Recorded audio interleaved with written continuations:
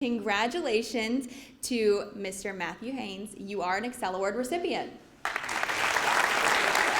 If you look up what it actually means to excel, you're going to find that it means to go above and beyond and to surpass ordinary in accomplishment.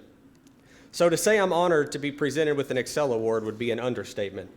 As a student here at Southern, I don't think anybody would have ever considered my performance to surpass ordinary.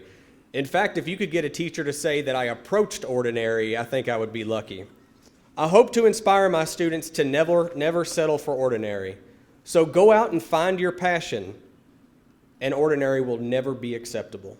No matter the path, you may graduate and go straight to college, you may go straight to work and serve an apprenticeship, you may join the military and receive your training that way, but the key is to always strive to be better. There are great things ahead of you, and I hope that you find your passion, excel, and that being ordinary will become a thing of the past. Thank you all.